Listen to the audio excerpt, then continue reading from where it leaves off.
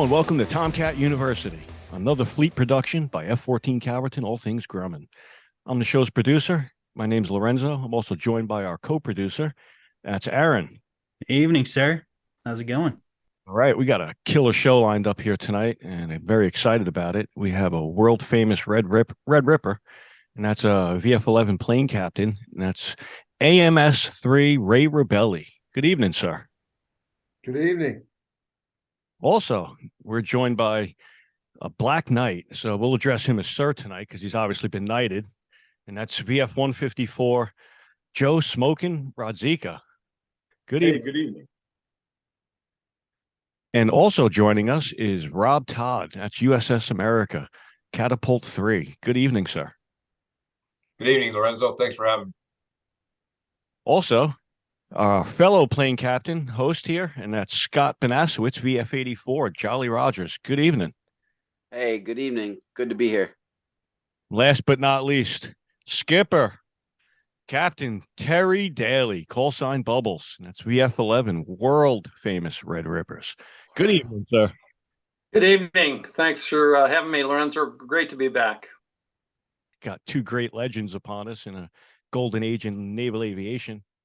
And kick it off.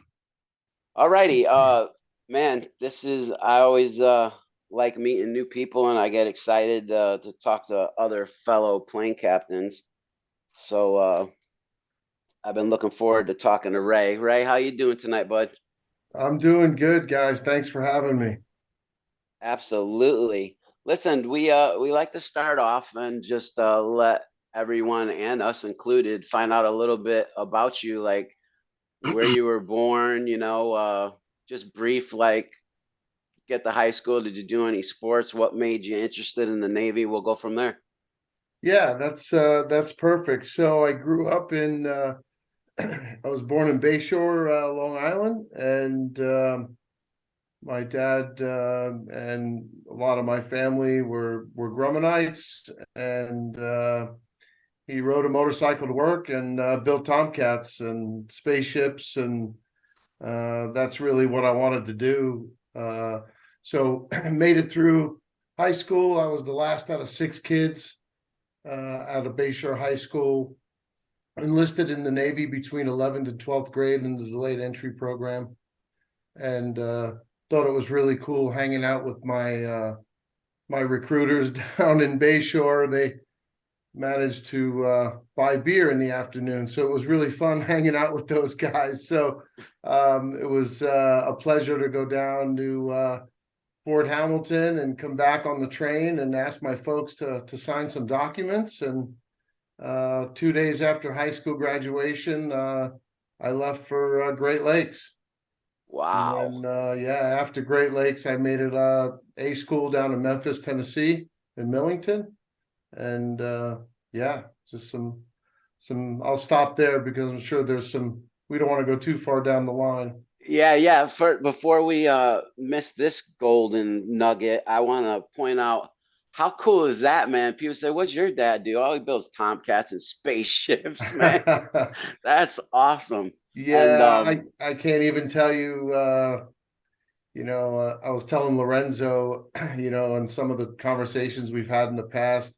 I mean, my mom was awesome, but she basically taught me how to fry bologna, and my dad taught me everything else. So right. he was an amazing man. That's awesome, man. Thanks for sharing that. Yeah. So same as me, I delayed entry. I also went to Millington. I went to ADA school. Which one did you go to? Was it airframes? It was separate back then, right? Yeah, AMS. AMS, yeah, because when you were in, it was AMS or AMH, right? Right, correct. I But did both, but yeah, I was pretty much a metalsmith through school, and yeah. Same shop, those two rates? Explain to me what your rate did versus what the other one did, because they were both structural, right? Yeah, one was more hydraulic, so okay, it wasn't the same shop. I think we shared some classes, so to speak, but no, it wasn't shared. Gotcha. So they handle the hydraulic parts, the pumps and all that, and you guys were more skin and structural. Yep. Right? Airframe, yep, flight controls, yep. What about the ejection seats? Was that your guys's too, or was that No. The only part I had in the ejection seat was, boy, studying where those pins went for my plane captain class. Amen, brother. Which, by the way, putting the pins back in is the hardest thing to do, right, Ray? Yes, it is. Especially for Those two of are them. AMEs, right, Ray? I believe so, yeah. That's right, Rob. Yep. So you know what? Speaking, well, not to spend too much time on it, but while we're on ejection seats, Yeah. I'm curious if you can explain to us, because Lorenzo knows, and I think Rob knows, how my ejection seat, when I got ejection seat qualified, so I can enter the cockpit when I was a second mech. It was a pretty wild training exercise. Do you remember anything about getting qualified so you could do the pins and sit in there? No, it was very sano. It wasn't no fun and games. There were plenty of fun and games, but not for that. No, So it was professional. Yeah, we kept it really, really what it was. There was certain times that you tried to maybe I don't know, mess around, but that was not a time I don't remember anything. I'm sorry. And I agree and concur 100%, but mine went a little different. It was nothing, but as soon as I got in the seat, the guy reached down and pulled the handle between my legs and said, "You don't want to pull this one." And I was coming out of my skin. So maybe that's why 84 got disbanded. I don't know, but we'll let that one rest where it was. That's wild. But yeah. Obviously, that was pulled while the pins were out, right, Scott? Oh no, they were in, or I would have went for a ride into the top of the hangar. But so you leave Millington and you go to 101, correct? Yeah, I made it to NAS Oceana and put my first set of civilian clothes on and walked around and took a look around and realized I was at that next step. And VF 101, the rag outfit, and it was a good time with those guys. Good group of folks. How long were you in the rag? Do you remember? It wasn't long. Yeah, that's what I thought. I was saying 90, but I don't even think it was 90. No. Now, did you go to Framp? Yeah. So see, I had to go to like fuel system classes and another type. It wasn't nothing crazy. I think 2 little courses and then boom, I went to my squadron. So I was just curious if you remembered the length. Yeah, I don't think it was any more than 60 days, Scott. It wasn't long. And I mean, it was really brief. Short. Yeah, I remember that too. So were you in the line in 101 or the airframes? Yeah, I was. They put us everywhere. They kind of gave us a couple of days in each spot and nice. And walked around. Yeah, it was pretty good, but the line mostly because that's where we all went, So you got to spend a little bit of time with the Orties? No. Yeah, because AOs are different breed, man. I wouldn't want to go in that shop. I knew a lot of AOs. I think the big difference in our shop were the AEs, man. Those guys were up with the buzz boxes up on the box and everything. But everybody was super awesome at even in the rag, but the rippers and everything. I didn't have any kind of social problem at all. I mean, it was really a good time. Yeah, I mean, did you do any CQs, Ray, with 101? Did you ever go out on debts for CQ? No. Yeah. Nope. Always at Oceana. Yep. Same here too. You would think they deploy a bit. You would think they would deploy frequently. No, Terry and Joe? I mean, the guys got to get experience, don't they? They got to leave the base. Well, yeah, they go out to the ship, but not too many other places, as I recall. So it'd be a day thing. Just go out there, maybe stay a night. That's it. No. If I remember right, CQ was like 3 or 4 days. Yeah, I mean, the crews, the air crews went out and we did day traps, and then we went out and did night traps. But I don't ever remember staying overnight. Oh wow!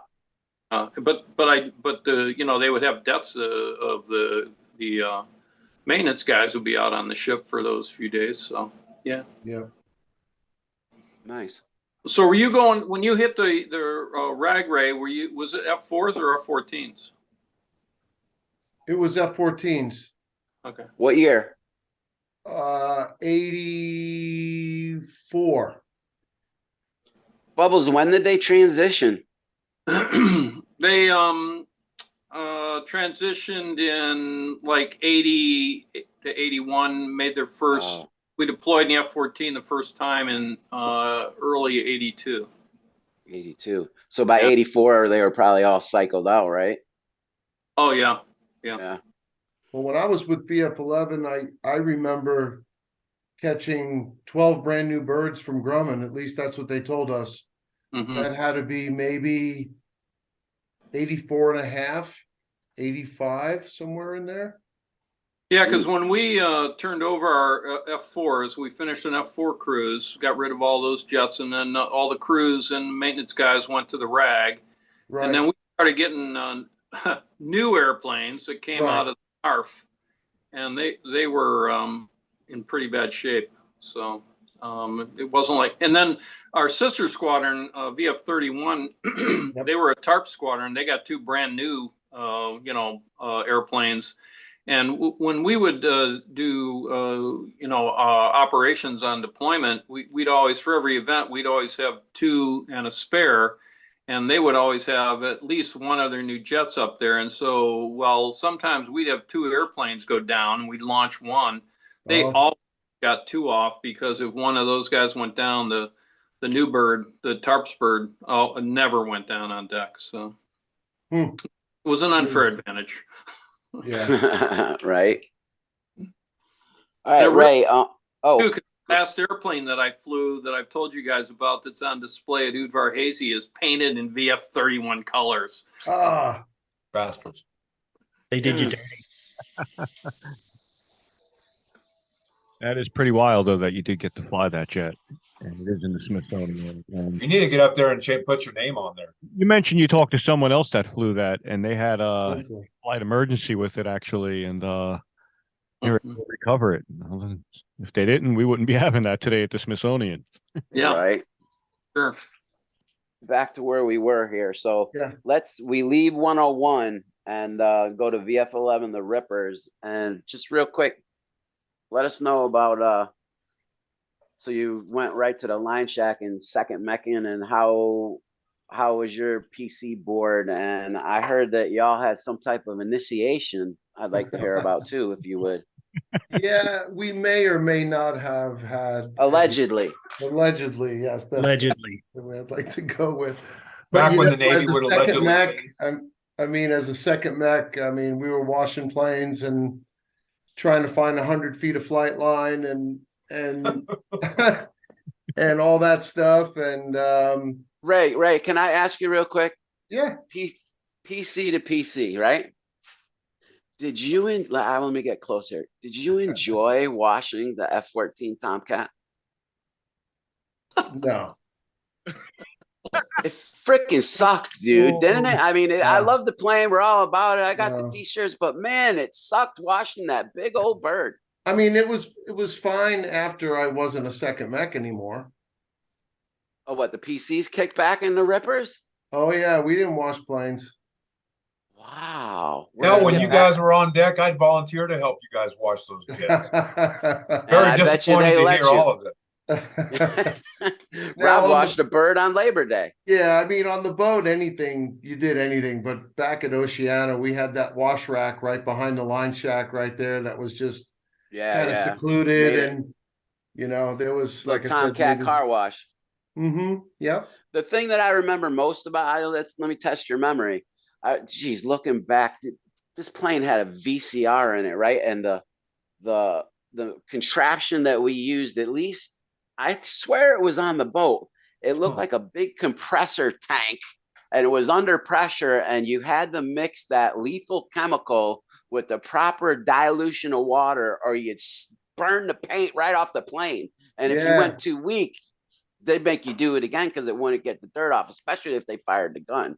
You remember any of that, or am I? Yeah, no, it was toxic chemical called, I think it was called Torco or something like that. Yes, I remember right. that name. Porco. Yeah, and it was, I think it was even green in color. Oh, I could smell it. Yeah. Environmentally friendly, then maybe knew what they were doing. But Oh, you're yeah. right. If you mixed it too hot, you'd burn it, and if you mixed it too light, you'd streak it. Yeah. Wow. Yeah. Ray, pretty soon you'll be hearing commercials saying if you worked on F-14s, you are entitled to cash Yep. compensation, Man, cancer, But and see, everything else. but I see, hope Ray, you're wrong. Ray, what I'm getting to is these pilots don't realize. I mean, they had to catch wires at night and all that, but the washing of the plane was such a dangerous and a key part of the operation. Do you share Yeah. that feeling? Yeah, no, it was. I mean, I've obviously I've watched some planes, but just the slip and fall aspect of anything was pretty crazy. But it was. I was raised never to complain much, even though I did. But I was in a good spot. It was got my work Hey, done. It was we were fine. young. It helped pass the time on, Yeah, during your shift. Our yeah. short 12-hour shift, Rob, Hmm. you'll have to hear about that sometime. That Yeah, apparently they work days in a row on the cats. But yeah, so that's awesome, dude. yeah. So lay it on me about the PC board and Yeah. if you don't want to talk about the alleged initiation, that's fine. No, it was fine. It was, as a second mech, you aspired to be that plane captain, that sharp edged. I always aspired to be, I'll call it now probably, Uber plane captain because I loved it so much and I was very passionate about it. And I used to practice and make sure I was always good to go. And, there was a time when a pilot wouldn't even listen to me and I would just stand there and give the old hand signal for getting the head out of another Really? body. Wow. So there was some times there, Impressive. but What is that? What is that symbol, Ray? it kind of goes like that. Oh, I missed it. A friend of mine once saw that. I don't ever recall seeing that. But you was just aspired to be that plane captain. And I mean, you looked up to them and 18-year-old kid, you're looking up to this plane captain who's maybe 18 and a half. And when I went to board, I used to hear about these initiations and at the line shack and the Rippers, like I said, allegedly there was so many different kind of initiations, but the old oil sample straw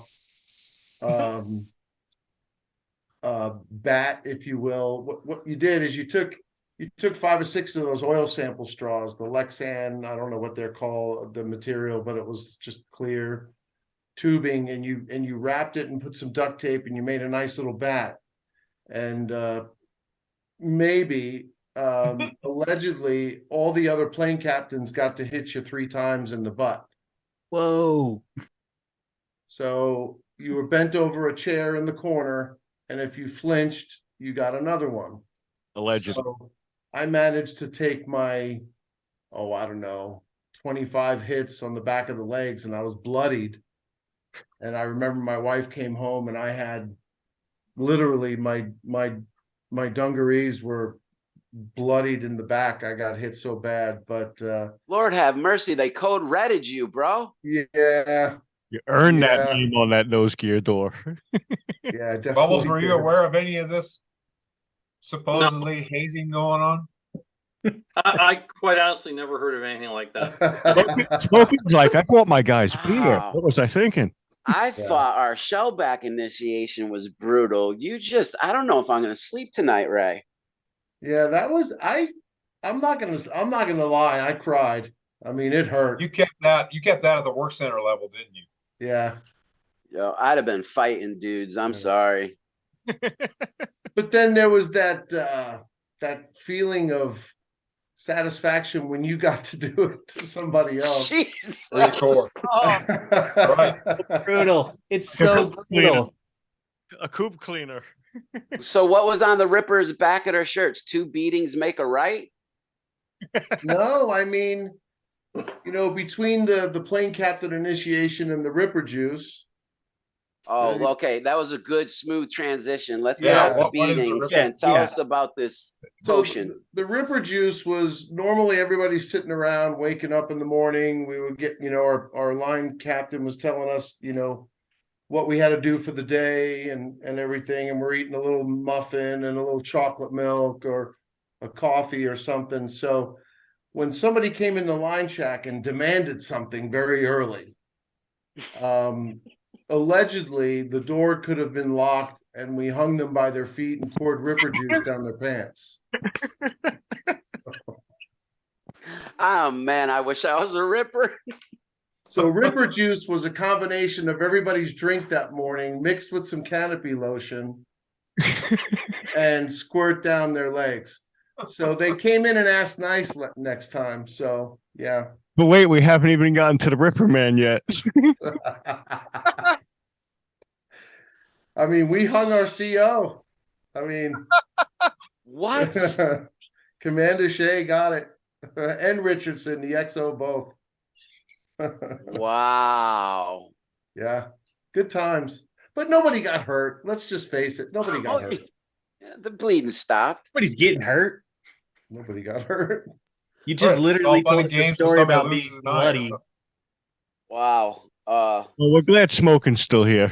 He's just what he's doing. All right, hey, let's try and clean this up a little bit. So we'll move on from all the initiations and everything, and Yeah, please. just tell me, Not the red, the little rascals. let us know your time on the flight deck, even on shore. Any experiences that you might want to share? Something like exciting happened. Yeah, something we had not so. Yeah, we had early on, we had, I think it was on the Kennedy. We had an A6 doing a test flight and it went on fire and canopy ejected and we fought that fire. That was pretty cool when I was early on the flight deck and dropped my 35mm camera and just went into training and grabbed a hose and we got that plane. That plane ended up going over the side. But, I remember, I don't have, a lot of dynamic, super exciting stuff. I think a lot of times what happened to me was just really good, solid lesson, good experience stuff. I mean, early on, learning all that that we learned in boot camp, and then once I got to the squadron, it really gave me a feeling of working hard and getting that attaboy from the chief was everything, and so just striving to be awesome. And I'm in the power sports industry now, and we take these classes on different HR type things and what makes you think. And a lot of the times, a lot of my answers were coming from being at the Rippers and just learning respect and learning how to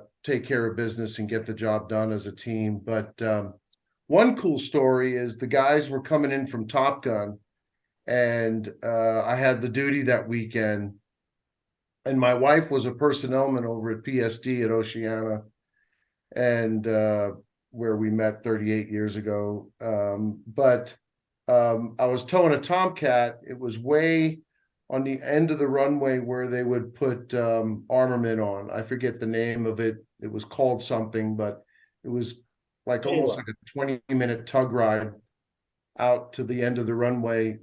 Perhaps one of you guys know what it was called, but anyway, Called the Kayla, Ray. that's right. That's right. Kayla.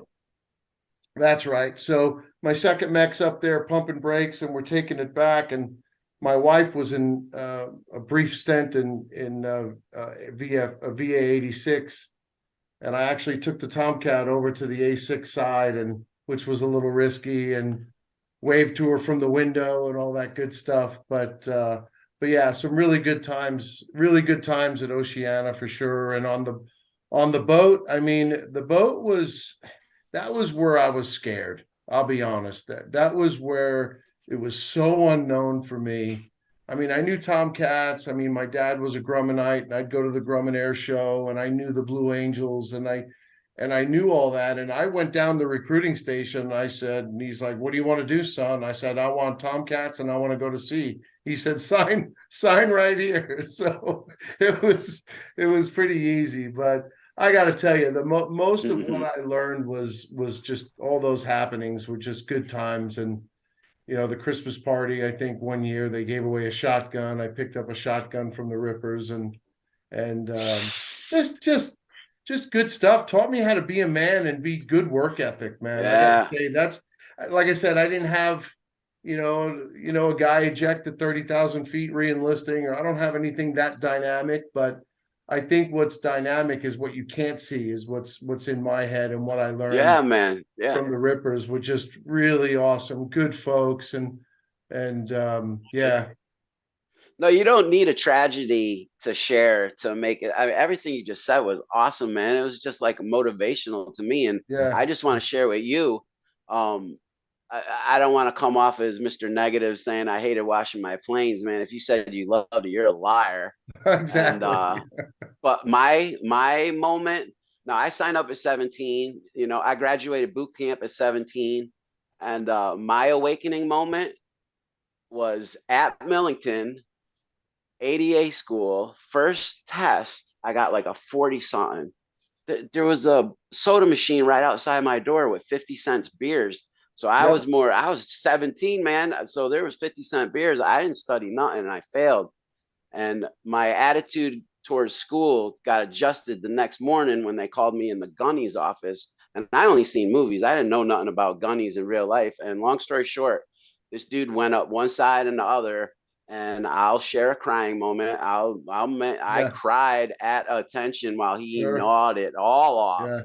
And I ended up graduating with like an 83% average. Never went in that man's office again.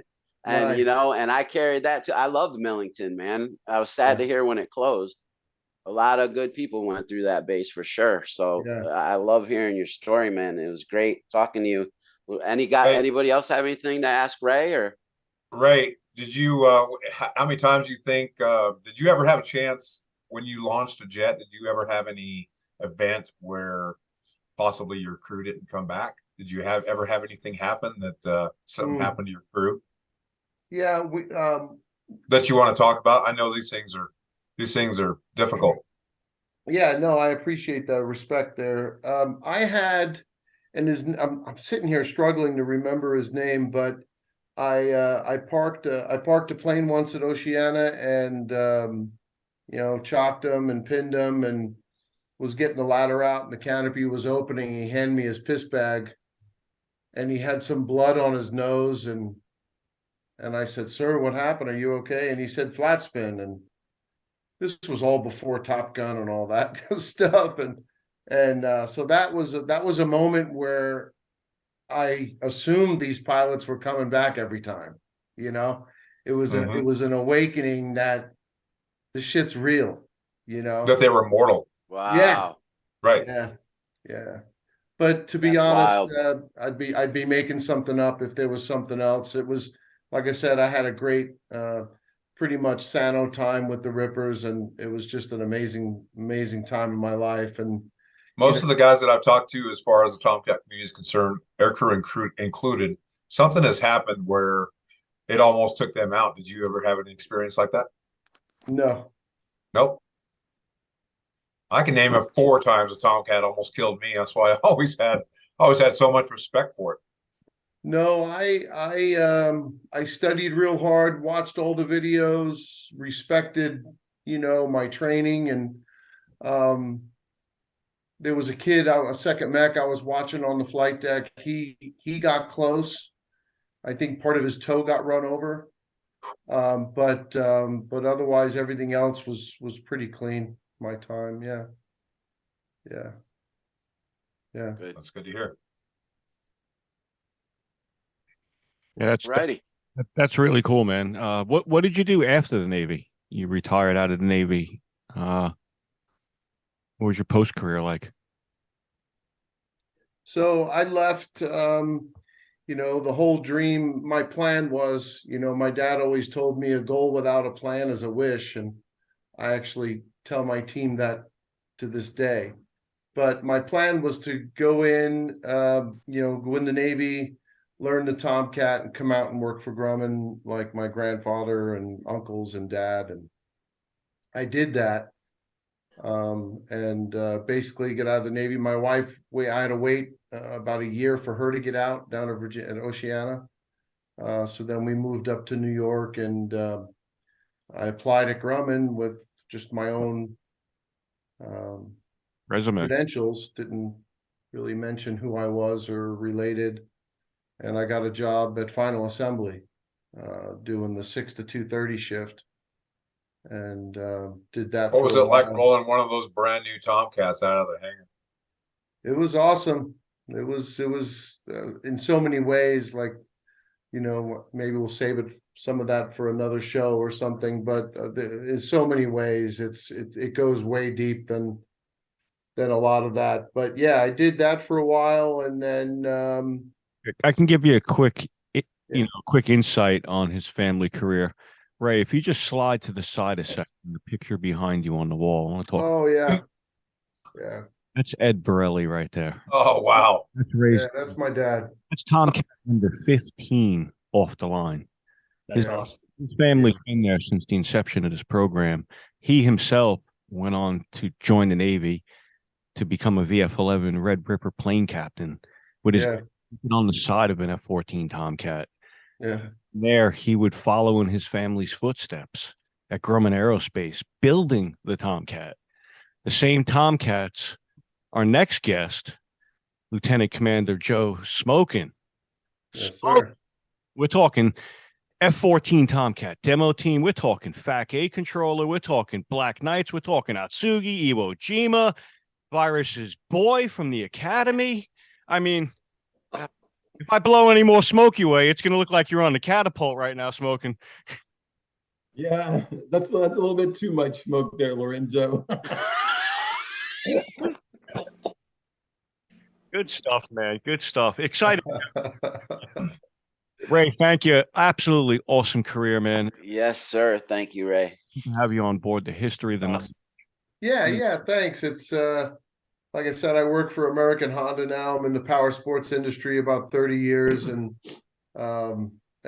just if it's airplanes and motorcycles, that's pretty much me. So I'm glad that you guys felt cool enough to have me on, and I can't even tell you how much it means to me. So thank you all very much. I hope we stay friends a long time. Yeah. Yes, same. It's an honor. And again, behind you is a picture of one of the very first Tomcats built by Grumman Aerospace. Behind SMOKIN is a picture, actually, one of the very last Tomcats built by Grumman Aerospace. So we're going to take from the beginning of the spectrum, we're going to head to the end of the spectrum, and we're going to get to that part with the demo team and an exciting career aspect highlight that is for SMOKIN. It's of all the incredible stories he's going to share tonight.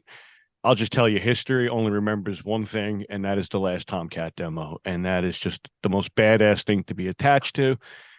Even Snort didn't fly the last Tomcat demo. So That's right. There's way too much flexing going on this show, just like unintentionally. we got that video of SMOKIN coming off the runway there, a little excited in the backseat, and it kind of gets me excited as well. Yeah, that's a good one. Yeah, that's a good one. Great capture of the excitement of the moment. And but yeah, Joe, take us back to the rag, VF 101. One of the things I'm curious about after hearing Ray's part about the rag, you're in the rag now at this point in your career, and you've been selected Tomcats. Did you stop and ever think for 1 second that everyone around you in that rag is training, which means everybody's a new guy? You guys are new guys in the cockpits, even though you have seniors at some point around you. But even the guys I'm realizing right now working around you on the airplane, they're all in training as well. There's a whole huge training regimen going on here in the rag, where I think a lot of people just think, pilots just go learn how to fly a Tomcat. You do learn that, but there's a syllabus in here. Yeah, you're right, Lorenzo. So one of the cool things I remember is that first time you showed up to the rag and they gave you the Tomcat patch and you put it on your left shoulder, and it's the one that's got the little, the Tomcat caricature with the two tails on it. And you're like, you haven't even flown in the jet yet, but you're like, yeah, I'm here at the Tomcat rag. That's pretty cool. And back then when I showed up to the RAG probably 98, 99. I can't recall the specific date, but it was still a big production facility. I mean, we had probably 60 jets, Wow. A's, B's, D's. You had multiple classes going through all the time for both pilot and Rio. That's the first time you ever showed up as a navigator through flight school, and you met your pilots, and they had been down in Kingsville working through their syllabus, and you had been in Pensacola. And this is the first time you guys both showed up, and you're going to fight the jet together. So you got to where you really felt that sense of teamwork from the pilot in Rio right off the bat. Awesome. Awesome. Yeah, Sick. that's awesome. Yeah, that's awesome. Smokin, what was it like first walking to the first Tomcat that you got to fly? The first time. So the very first flight I was going to do, we're going to do a cross country. My instructor was Heavy Burks, and he was going out to rush the Blue Angels. And there's a circuit breaker, and I know you guys have seen the movie. You've probably looked in the back of the jet. There's probably a couple hundred circuit breakers in the back of that damn thing. Yeah. And at that time in the RAG, you would pull what's called the outboard spoiler module circuit breaker. We're trying to get the jet started, trying to get on the road so he can go and rush the Blues. And they're like, you gotta push in the outboard spoiler module circuit breaker. And I'm like, where the hell is that? So we had to hook which I think would be an AE, probably had to hook up at the time and try and talk me into where that was and push it in, because our outboard spoilers wouldn't work. And then we finally, I think, ended up having to open the canopy and shut down the left engine and then push the circuit breaker in and then close it. So my first walk was pretty crappy. I didn't do a very good job the first time because of one damn circuit breaker. Right. But we ended up making it to El Centro at that time, and Heavy rushed the Blues. Didn't I guess he didn't make the Blues, or decided not to. But it was a fun cross country. I remember landing at El Centro, and guys were actually out to take photos of the jet. And so you taxi in, and I mean, here I am, a guy with now a total of about 4.5, 5 hours into my books in the Tomcat, and I'm already getting photos. Didn't matter. It didn't matter. You were the man. So Love it. Yeah. That's awesome. How early in the RAG did they split the syllabus? For A and B, you guys will stay together, obviously both AW9 radar, but you obviously with the APG-71 radar, I'm sure the classes you guys at some point will split, or you want to? Yeah, it was actually, Lorenzo, it was from the start, at least from what I recall, ground school and everything, simulators up to first flights. There was an A and B class, and you didn't know whether you're going to go A's or B's. And then there was a D class. And so the D Rios, the D pilots kind of all stayed together. A little bit smaller group because I think there weren't as many D squadrons, but A's and B's kind of all stayed together. And then everybody, obviously you worked in what I would call parallel tracks. You started off with the ground school, you went into several different simulators, and then the progression is typically familiarization flights. So you're just learning how to fly the jet. Then you pair up and do form flights. So you learn how to fly in formation, all the way up to maybe even a division flight, if I recall right. And then you do weapon systems. So you start off with simple radar, run at each other radar, and then you do a strike syllabus. We actually go out to El Centro for that because weather's clear. They've got it set up with a great range for dropping live bombs. Yeah. And in fact, a cool story. I was at the SMU Navy football game here in Dallas. I live in Dallas, but I saw one of my first instructors at the game, who I've dropped live with, 2 Mark 83s out in El Centro. Saw him at the Navy football game. So that was pretty cool. And then after strike, you go through what's called tactics. And that's kind of more along the lines of how to fight the jet from both a air-to-air standpoint and an air-to-ground standpoint. Oh, and at that point, the Rios are kind of qualified, and they send them out to their respective operational squadron. The pilots stick around and do CQ, and go through the whole process of qualifying to land on the boat. Gotcha. So at some point, you're going to graduate from the reg now. One of the questions I have is, at this point in the F-14 program, was the wish list, to say, still available, where you were asked what squadron you write down a few squadrons on a piece of paper and submit them, that just go right in the wastebasket faster than you could walk away from the desk? Just curious if that still exists. So I don't recall there being an actual wish list. I think some people could ask for certain things, but I think they tried to place you where you were best situated. I will tell you this: our operations officer at the time was a gentleman that that we made fun of at what's called a kangaroo court. And so what happened is a kangaroo court is essentially where you just do a skit, and I got up and I imitated Roscoe Ross. Made fun of him, Southern guy from like South Carolina, and was kind of joking. And the next day I found out I was getting shipped off to Japan. So probably that's something there led to me going to Japan, making fun of Roscoe. If there was an NAS Alaska, you would have been there. Right. Flying rubber dog shit out of Hong Kong. You name the analogy. That's where I was. Yeah. Flying rubber ice out of Alaska. Yeah. Hey, SMOKIN, I have a quick question on the Tomcat simulator. I mean, how close was it to the real thing? So that's a good question, because there were two types of simulators. There was the A and B simulator, which wasn't that accurate from a peripheral standpoint, where you can see outside the cockpit. Inside the cockpit, it was exactly the same as what you would see in the jet. Sure. For the Rio, at least. But in the D simulator, which was certainly a newer simulator, they actually had a tandem cockpit and then a bubble dome with video, which for the late 90s was pretty darn accurate and nice. Got it. Cool. So, Thank you.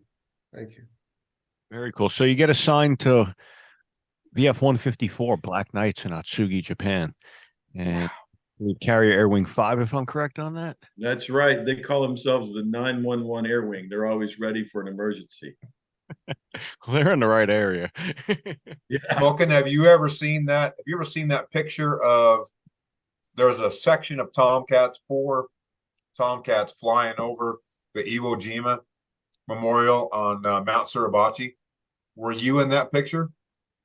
No, I'm not in that picture. I know who took that. That's my squadron, obviously. I was not. I think I may have just left right before that picture was taken. Left the squadron. But yeah, it's that was like 2002, wasn't it? Yeah, I think they had gone down there, and I left in October of 2002, and I think they'd gone down there, and that was one of the first things that they'd done right after I left. I'd like to see that. Picture. Yeah. That's an amazing picture. It is. It's done. It's on the top of Suribachi, and so you're looking kind of eastward. You're almost looking down at the Tomcats. They're pretty low. Yeah. I mean, Mount Suribachi is obviously a pretty high height, but yeah. So you guys are CVW-5, and you're assigned to USS Kitty Hawk, and in between deployments, I understand the island of Iwo Jima is important to you guys for FCLPs, I guess, which we'll say field carrier landing practice. Yeah, what's that like, you want? Yeah, so not many people know this, but if you think about, if you can imagine what the Japanese island looks like, it's Honshu is the main island. It's kind of a kidney-shaped section of it. And then if you go about 650 miles south of that, in pretty much the middle of nowhere Pacific Ocean, that's Iwo Jima. There's a few other smaller islands on that island chain that work out south from Japan, but Iwo is kind of the most prominent one. There's a couple other ones. We called it the chocolate drop, Dado Jima, and some other ones. But the only one that really you could probably land on is Iwo Jima. And when you think about Iwo Jima, obviously it's well known from a historical standpoint, but just from the perspective of we had to fly 650 miles down there to do FCLPs, the Hornets pretty much were tough legs to get down there. The Tomcats had no problem. But Hornets sometimes may even have, I think they would have an S3 sometimes drag them down there. But that island is, it's inhabited by probably 30 or 40 what I would call full-time Japanese maintenance personnel that are there just to kind of maintain the island. It's got obviously a runway, and then certain different facilities, a small dining hall and a BOQ, certainly some other maintenance items, but really it's pretty desolate. And one of the funny things from a joke standpoint was there was always, you guys were talking about earlier, there's a McDonald's on Iwo Jima. I don't know if you knew that, but there's a McDonald's there, right? And so there were guys that would get McDonald's from the base and then bring it down in the jet and then put it somewhere, hide it in the refrigerator. Then 3 days later, walk around Iwo Jima pretending like they'd just been down to the McDonald's just down the hill. And I'm telling you, there ain't nothing there. There's nothing there. We fooled one guy so bad that he got a call sign Grimace. So, but in terms of a training area, Iwo Jima is phenomenal because if you think about it, there's absolutely no ambient light there. So when you take off out of Iwo, there is really, I mean, it is pitch black. And you you stay within obviously, a small radius of the island, 15, 20 miles to do a burn down. And a burn down is essentially getting your gas level to a point where you can make a trap. And then you line up and we do basically FCLPs for the entire time there, whether it's day or night. And it takes the whole rear wing probably 2 or 3 days to go through the entire process of that. In the meantime, obviously maintenance and even guys flying, there's stuff to do on the island. They have the MWR group that comes down there and sets up things. They have Iwo night golf. And I've actually got, I don't have it here behind me, but I've got golf balls that you basically put a little neon cartridge in, and then you can play golf down the fairway. We have a couple of made up holes. Yeah. So Iwo night golf is always fun. There's a run up Mount Suribachi, which, by the way, when you go to Invasion Beach and see what those guys did to land there, it is impressive.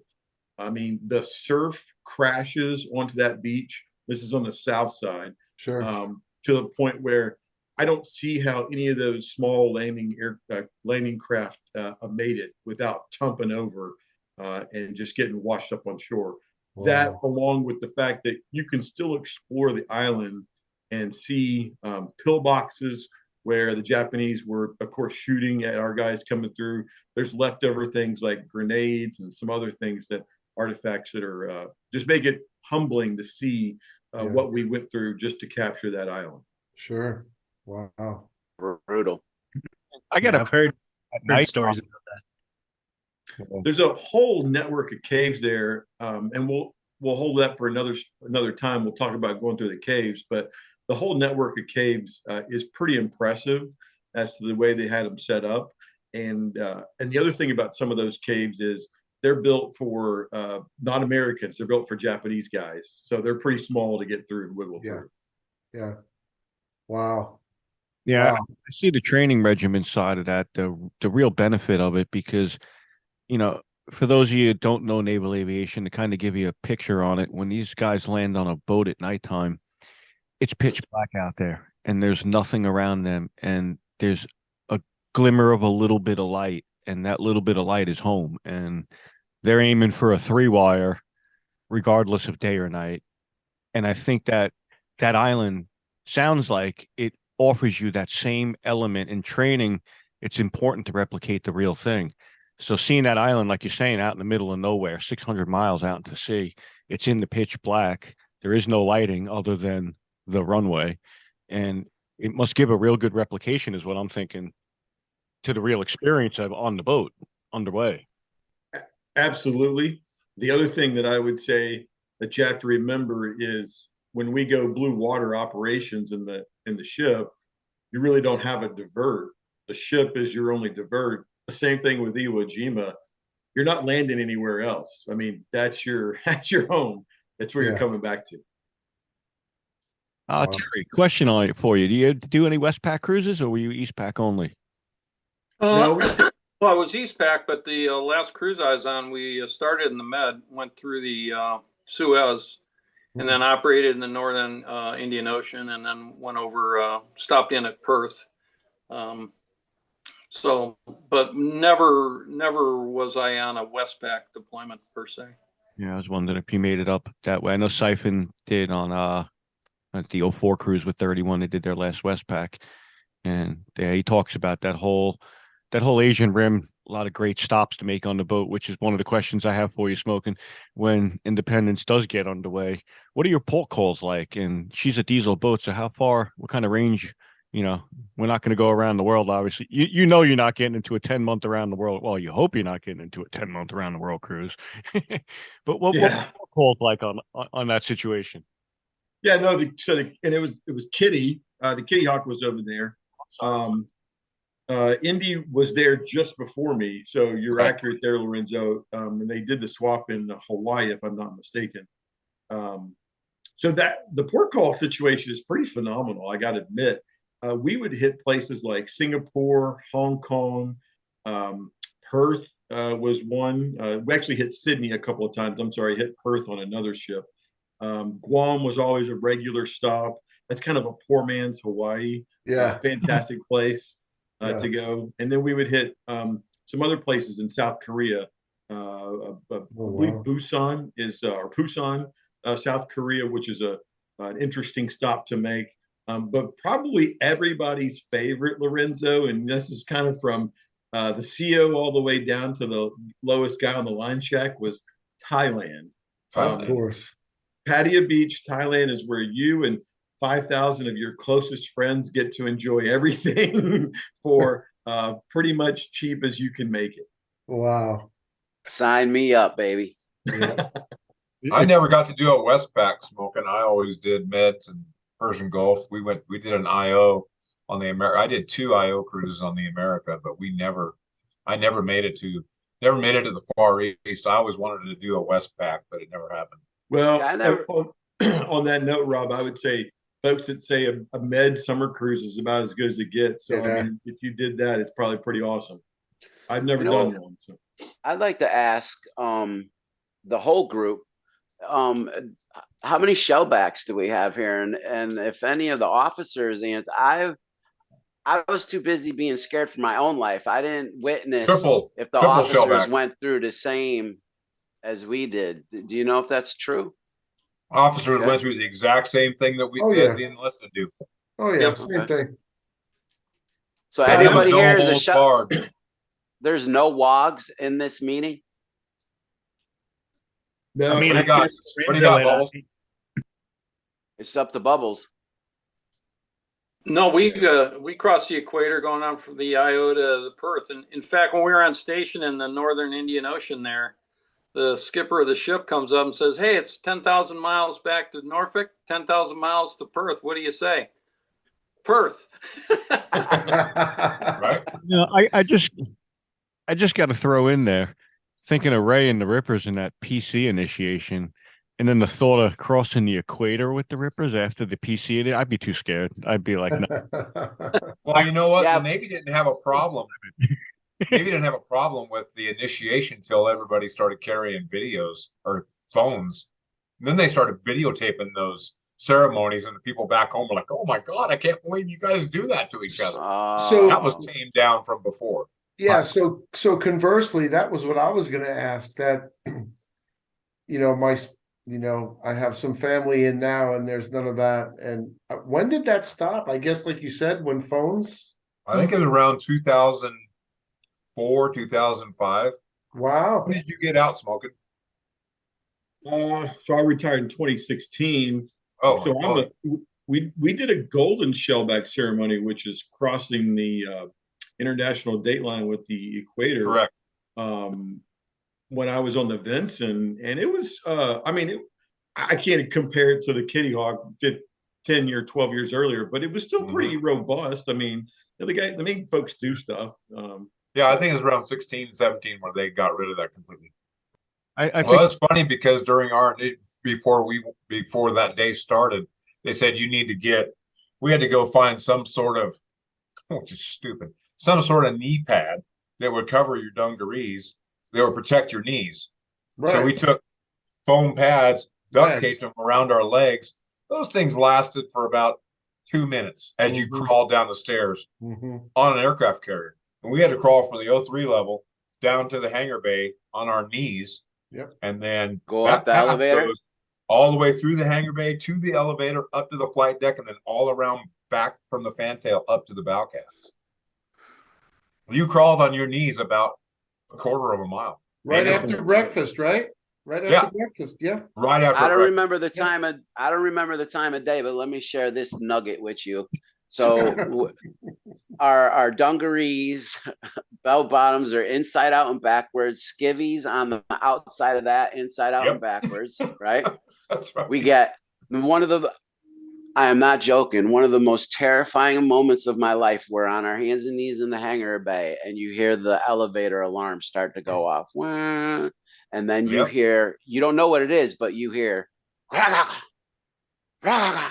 And when the elevator comes into view, it's about 50 shellbacks with shillelaghs at the same time. Rah, Yes. rah, rah. And I was like, oh my God, why did I join the Navy? And they You know heard what they us out did? on the, oh. You know what they did to us, Scott? We were on the elevator. And they brought the fire hoses out from the Yeah. hangar bay and hit us And with the fire hosed. hoses. Yep. And I seriously thought Holy I was shit. going to go over the side. I was holding on to the pad eye, and the water pressure was so high. I felt like I was going off the side. Yeah. if you watch PBS Carrier 2005, they did a great rendition on the Nimitz of the equator crossing, and there's women and guys obviously mixed in there. I think they did a great job of professionalism. The most you can be for the kind of day it is. I mean, it's Sure.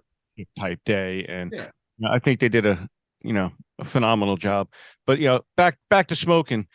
As a part of your career here, you joined the few, the proud, the elite, and those are 3 letters with a dash and another letter, and that's FAC-A, and that's forward air controller. That's a special club to be in because you're one-on-one with the ground, with the boots on the ground, the people that need you the most, and you understand that. And for you, you bring something special to FAC-A, and that's the Grumman F-14 Tomcat. And you want to talk a little bit about that? I mean, like I said, one of the few people, a lot of people flew in the Tomcat, and the air-to-ground mission itself was kind of shortened in the Tomcat's career overall for the length of the career. And you got to one of the highlighted areas. Yeah, that's a good point, Lorenzo. The Tomcat was really only a fighter for probably the majority of its life. And then I want to say, Terry can probably tighten me up on my timeline. They started getting air to ground ordnance in the mid to late 90s. And along with that came the forward air controller airborne designation. And when you think about it, it's probably the ultimate platform for that because a couple of things. Number one, it's got fantastic range, right? It has the ability to basically stay airborne probably longer than any other at that time plane in the air wing. Number two, you've got the ability to do things like buddy lays and even drop marks. So ordnance, essentially an ordnance round, so other striking aircraft can see where you're trying to hit. And buddy lays meaning you can essentially lays, and we saw this in the movie over the summer, lays for a truck who is actually carrying the bomb, laser guided bomb. And then probably the last thing is you've got 2 heads and 2 sets of eyes in the Tomcat. You get the pilot and the Rio.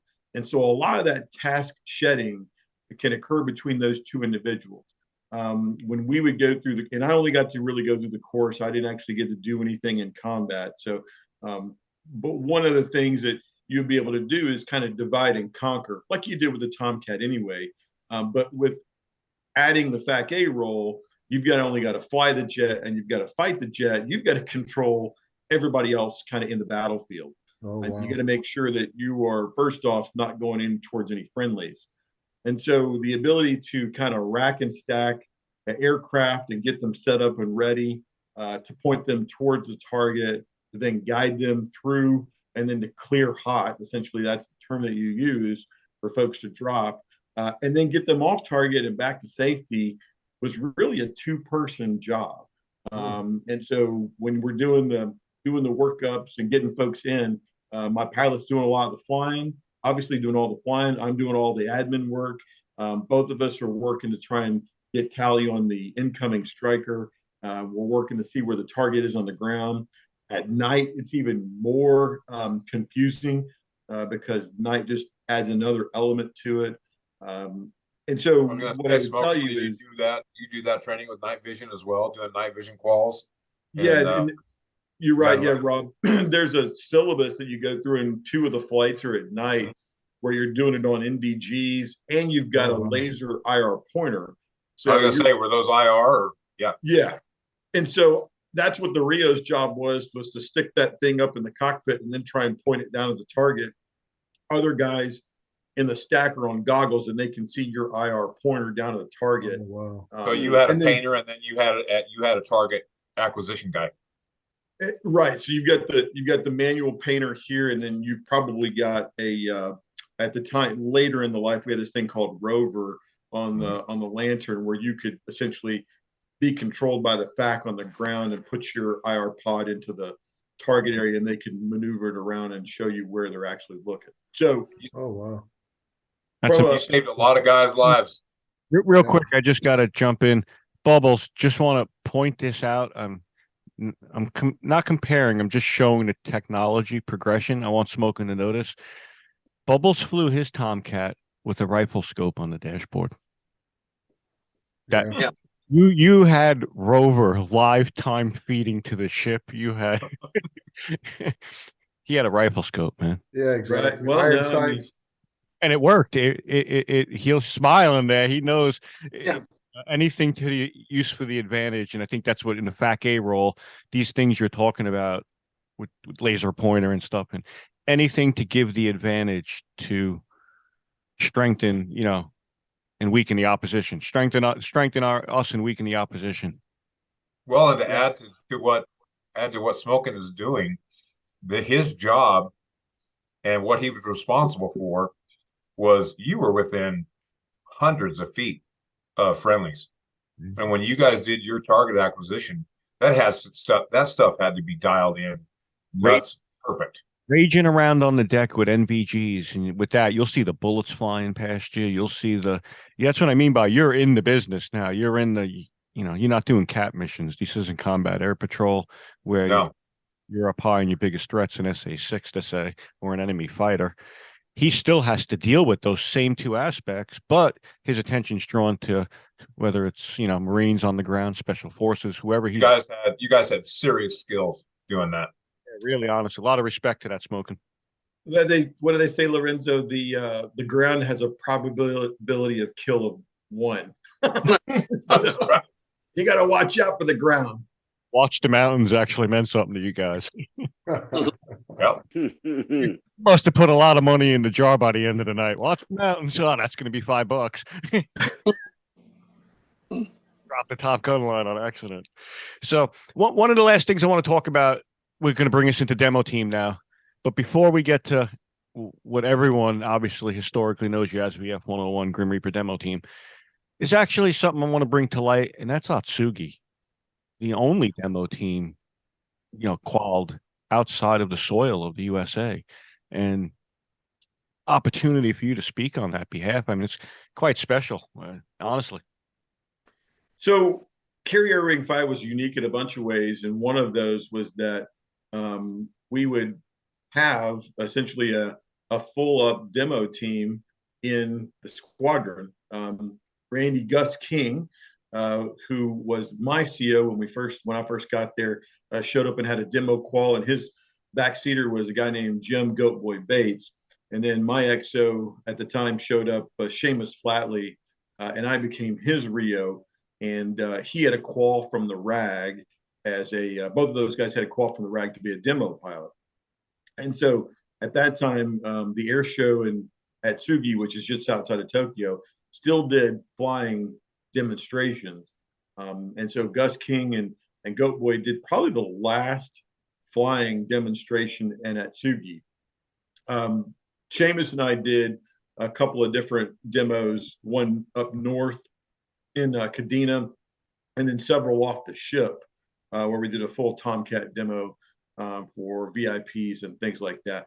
But certainly it was a unique opportunity that no other squadron really had, that because we weren't stateside, so they had the ability to for us to show up at a qual. That's absolutely amazing. We, like I said, we play the video of it every December 7th, and it is the exact profile that you yourself would now fly later in your career. And speaking of that, let's transition to that. It's time to bring 154 home from Atsugi with their F-14As and transition you guys. And at that point, while everyone else is being repositioned in the fleet, some are going Super Hornets, some are filtering into the last cruises to say that'll take place with 213, 31, and some of the B squadrons went out as well in 05. You somehow got the sweetest job in America. And that takeoff explains it all. That video says everything you want to know about this job. Take us through that, what it was to bring 154 back and how that went down. States. Yeah. So my CEO at the time, Seamus, said, "Hey, we need some guys to go to VF 101 for 154, and I want you and and Rocco and several of our not predecessors, guys that fall behind us to show up at the ride because we want to wave the Tomcat flag."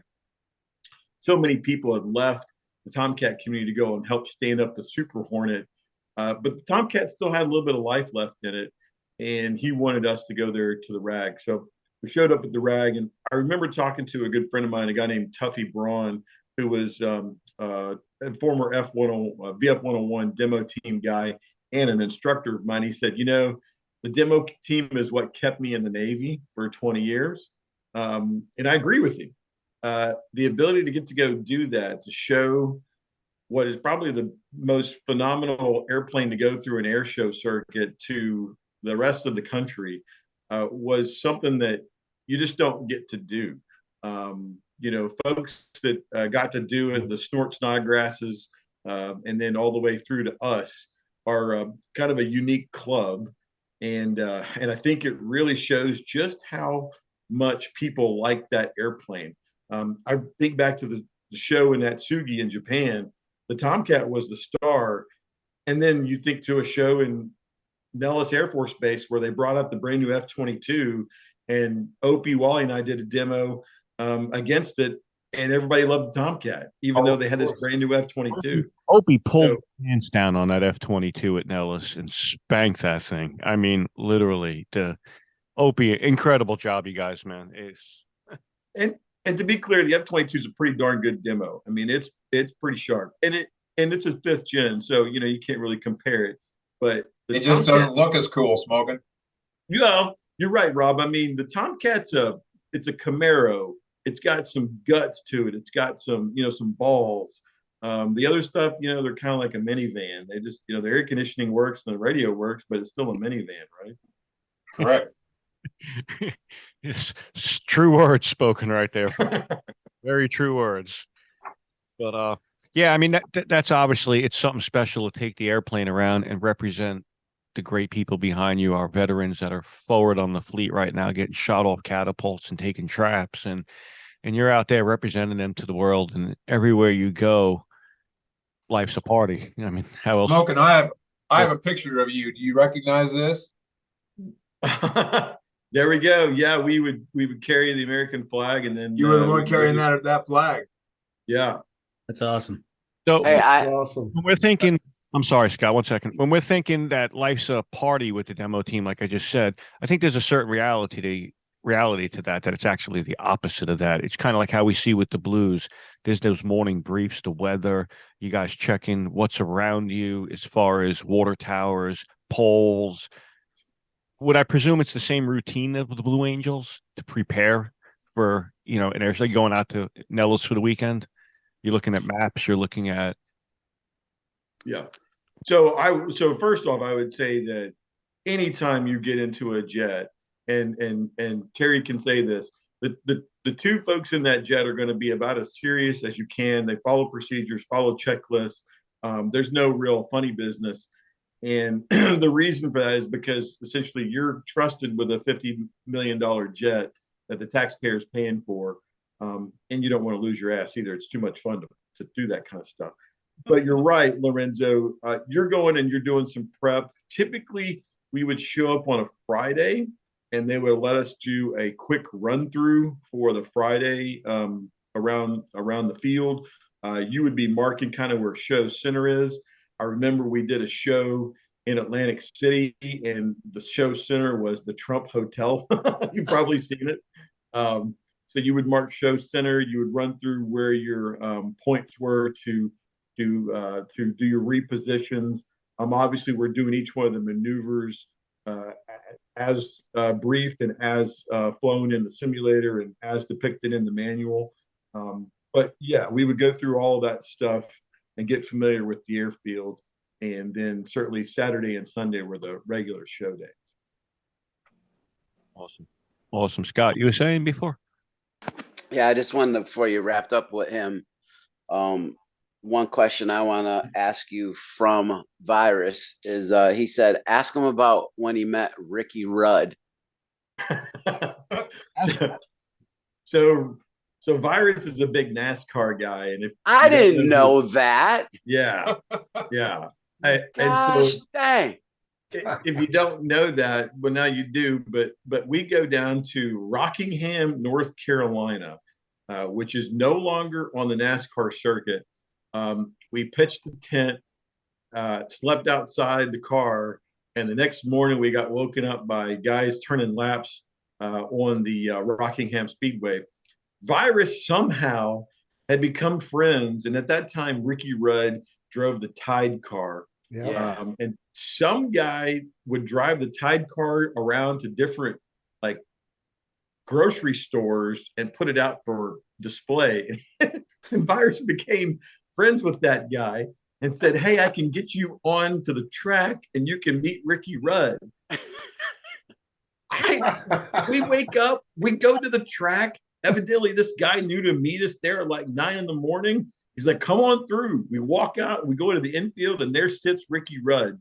And he started talking to us, and it was pretty cool because there were some similarities, right? He was talking about what the G forces are like in the plane versus what he felt in the car versus what we would feel on the plane, and sense of speed, all that kind of stuff. So it was a pretty fun time. Oh, that is awesome. Only reason I knew that he was a NASCAR fan was when we came to the pier to pick up Heater and I when we were going to Wildwood. He was like, "I'm a huge NASCAR fan. How fast is this? How fast is this Tesla?" That was the first thing. That was the first thing he asked. I was like, "Well, we're about to find out." Ludicrous. That's amazing. Well, one of the things I want to point out before we run smoking, I want the world to know how much Japan really loved your airplane.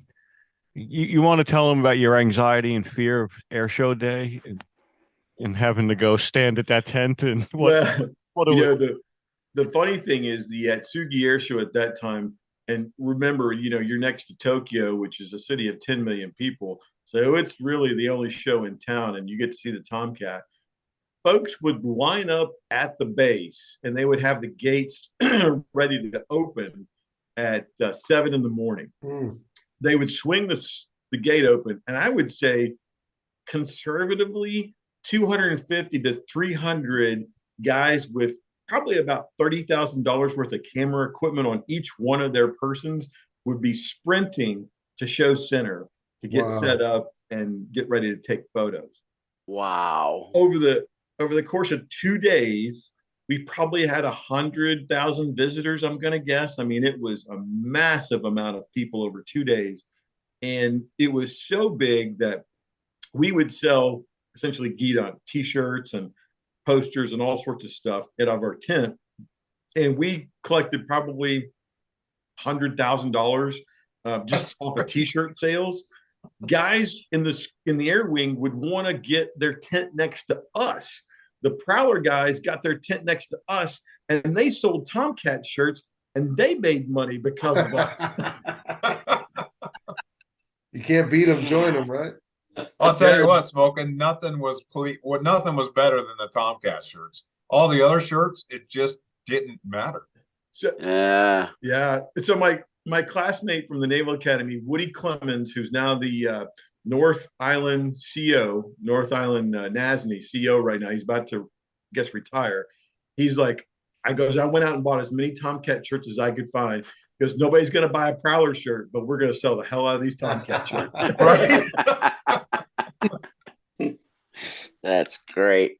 So I actually got a quick question. So I know y'all have like your routine that you do. Do you have, let's say, like moves that like you don't do all the time, or is it like the same show every single time? So just like the Blue Angels, you have a high show and a low show. A lot of that's determined by what the weather looks like, particularly the cloud deck. You'll have to, excuse me, Aaron, I can't remember the exact numbers, but if you're a clear weather day, you've got the full air show box, which is typically 15,000 feet and a 5-mile radius. If the weather comes in, you've got cloud deck at 3,500 feet, then you go to a low show, which is essentially 3,000 feet is what you need for the weather requirements. Really what that means is you're not doing things like double Immelman, where you go up to 10,000 feet. You're really just doing everything that's low. You take that maneuver out, and then you just kind of reposition.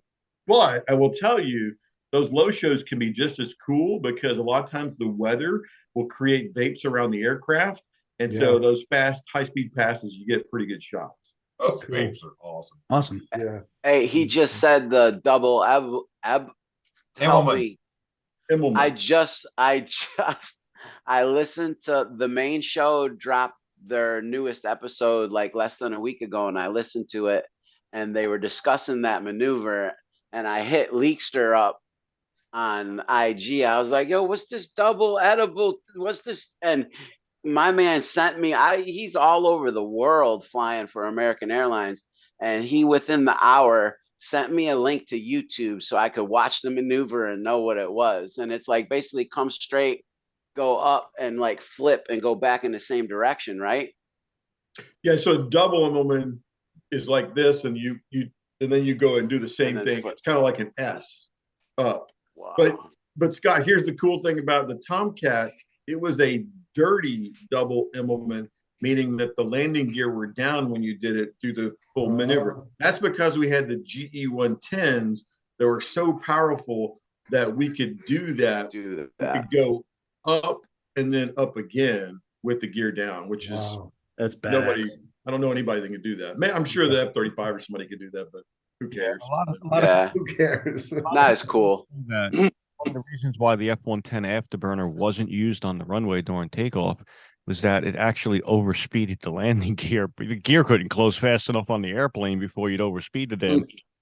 So and if you see a snort demo, you'll see a snort demo where he's on a takeoff and he keeps the nose gear on the ground, which the tire speed was 185. So either he oversped it or just I pulled up right at 185, but you can see he keeps it on the deck all the way through and then pulls up. That's a little bit of a difference on the snort takeoff. Leads it right away and does the 180 in the other direction. Yeah, it's awesome. So one final question here. We have someone you know, obviously quite personally, Lieutenant Keith Virus Shomig. He's a regular host here on the show. And he self-proclaims, I'd like to see if maybe you could get to the bottom of this for us. He self-proclaims that Fighter Squadron 211, the Checkmates, he says they are the best F-14 fighter squadron in the business. Bold. Bold. Negative. Negative. This BKR thing I've heard before. Do you know what what squadron is it? Check. Yeah, exactly. Check what? Huh? Check out of here. I think it's check, please. I think it's check, please. Yeah. I think there's about 6 or so different opinions here on that one for sure. Well, you were safe from virus if you didn't have a mother trophy. So if you had a mother trophy, you'd need to check 6 all the time. Nice. Yeah. Yeah, awesome. I wish he could have been here tonight. He would have absolutely loved it. We look forward to him being on the next show. He's obviously out of country right now and wanted to keep the show going and stuff. So absolutely awesome having you guys tonight. Smoking, you're an absolutely insane, awesome guest. Bubbles, Rabo, Scott, Rob, Aaron, absolutely great show tonight. We got fire hose with some awesome information here and just absolutely loved it. Definitely. Yeah, it was a good one. Lorenzo, Sir. thank you for having me on. Ray, it was fantastic to meet you. One of the things I like to say is there's 2 kinds of people in this world when it comes to Tomcats. There were those who were a part of it and those who wish they were. And so That is 100% true. Yep. pretty awesome to be a part of that. Amen, brother. Yep. Absolutely.